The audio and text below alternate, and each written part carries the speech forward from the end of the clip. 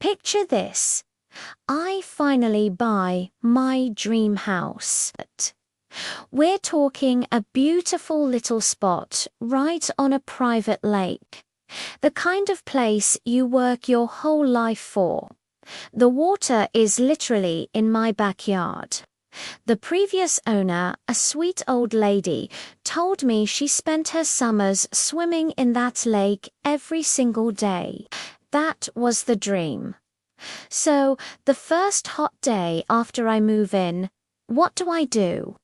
I grab my trunks, run out the back door, and jump straight into that cool, refreshing water. It was pure bliss. I'm floating on my back, soaking up the sun, not a care in the world. Then I hear it. A shrill voice from the shore. "Excuse me, what do you think you're doing?" I squint and see a woman standing on my lawn, hands on her hips, with a scowl that could curdle milk. This, my friends, was my first encounter with Karen, the self-appointed queen of our homeowners association.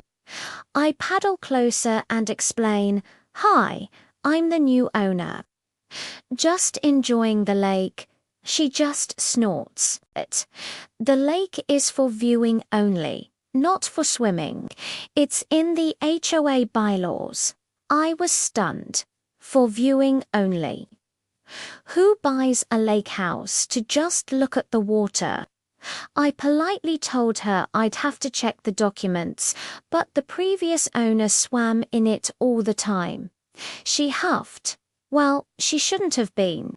I'm the board president, and I'm issuing you a warning." Then she stomped off. I figured she was just on a power trip and went back to my swim. Big mistake. A week later, I get an official-looking envelope in the mail. Inside is a crisp $1,000 fine from the HOA for unauthorized use of common property. The letter was signed, of course, by Karen herself. $1,000 for swimming in my own backyard. I was furious. I pulled out the mountain of paperwork I got when I bought the house and spent the entire evening combing through the HOA bylaws. I read every single line, every tedious rule about lawn height and fence colors. And guess what? There was absolutely nothing about swimming in the lake. Not a single word. It mentioned maintenance of the lake, but nothing prohibiting recreational use. The next day, I marched over to Karen's house, fine and bylaws in hand. I knocked on her door, and she answered with a smug look on her face, like she'd been expecting me. I held up the documents and said, "Karen, I've read the bylaws cover to cover. Can you please show me where it says swimming is not allowed?" She faltered for a second, her smugness replaced by a flicker of panic. She snatched the papers from my hand, flipping through them dramatically. It's implied," she stammered. "It's a decorative lake." I just stood there. Implied. "Karen, you can't fine someone $1,000 based on an implied rule. You literally made it up." She turned red and insisted the fine stood. I told her I wouldn't be paying it and that I'd be attending the next HOA meeting. As I walked away, I heard her mutter, "We'll see about that." This is where my journey down the HOA rabbit hole truly began. I started talking to my neighbors. Turns out, I wasn't the only one who had a problem with Karen. One guy was fined for having a garden gnome she deemed tacky. Another family was cited because their children's playset was, and I quote, "an aesthetic disruption." Karen was running the HOA like her own personal fiefdom, making up rules and fining anyone who dared to have a personality. Everyone was miserable, but they were too intimidated to do anything about it. They'd just pay the ridiculous fines to make her go away. But $1,000 for a swim, that was a declaration of war. I realized that arguing with Karen was pointless. The only way to win was to play her game, but better. So I went back to the bylaws. I wasn't just looking for the swimming rule anymore. I was looking for leverage. I read about board elections, about how to call special meetings, and most importantly, how to propose changes to the budget. And that's when the light bulb went off. The bylaws stated that any member could propose a special assessment for community improvements as long as it was presented at a quarterly meeting and approved by a majority vote of the members present. An idea, a beautiful, devious idea, began to form in my mind. The night of the HOA meeting arrived. The community room was filled with the usual group of about 10 people, most of whom looked bored out of their minds. Karen was sitting at the head of the table, looking incredibly pleased with herself. She started the meeting by publicly calling me out for my unpaid violation. I calmly stood up and said I was formally disputing the fine as it had no basis in our governing documents. Before she could argue, I moved on. In fact, I said, projecting my voice to the whole room, reading the bylaws has given me some wonderful ideas for improving our community.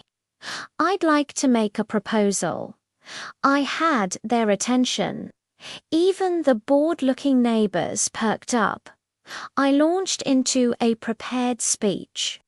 I've noticed the lake, our community's crown jewel, has been looking a bit neglected. The shoreline is eroding in some places, and the water quality could be better. I saw a few heads nodding. Karen looked suspicious.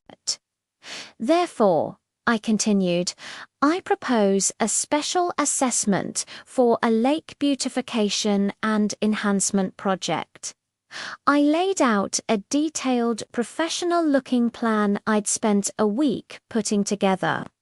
It included reinforcing the shoreline with natural stone, adding a proper sandy beach area for families, installing a high-end aeration system to improve water quality, and stocking the lake with fish for recreational fishing.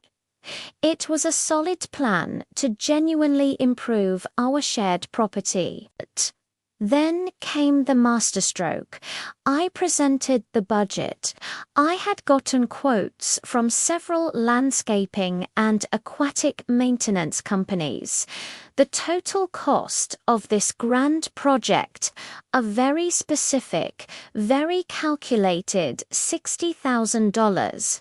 Our HOA had 12 houses. That meant a one-time special assessment of $5,000 per household. The room went dead silent.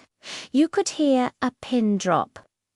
People were staring at me with their jaws on the floor. Karen's face went from pale to ghostly white. She looked like she'd seen a ghost. $5,000, she stammered. That's absurd. We can't afford that. I vote no. I just smiled. According to the bylaws, Karen, we need to have a formal vote. All in favor of the lake beautification project. To my absolute delight, hands started going up. The guy with the garden gnome, his hand shot up. The family with the playset, both parents' hands went up. One by one, my neighbors, who were sick and tired of Karen's tyranny and actually liked the idea of a nicer lake they could use, raised their hands. We had a quorum, and the motion passed 7-5. Karen was outvoted. Her face was a perfect mask of pure, unadulterated rage. She couldn't believe it. The aftermath was glorious. The $5,000 assessment went through. Karen, who I later found out was living on a tight fixed income, was absolutely livid. She had to pay up, just like everyone else. The best part, my $1,000 swimming fine was quietly dropped from the record. No one ever mentioned it again. Over the next few months, the project got underway. We got a beautiful new stone shoreline, a sandy beach, and the water has never been clearer. On the day the project was finished, the whole neighborhood was out there. Kids were splashing in the water, dads were casting fishing lines from the shore. It was a real community. I saw Karen glaring from her window, her face a thundercloud. I walked over to the water's edge, took a running start, and did a triumphant cannonball right into the middle of the lake. The splash was huge. As I came up for air, I saw all my neighbors laughing and cheering. That swim cost me $5,000, but let me tell you, it was worth every single penny. The following year, I ran for HOA president against Karen, and I won by a landslide. My first official act was to propose a new bylaw. Swimming is not only permitted but encouraged. Thanks for watching, and if you have your own HOA story, drop it in the comments below. Don't forget to like and subscribe.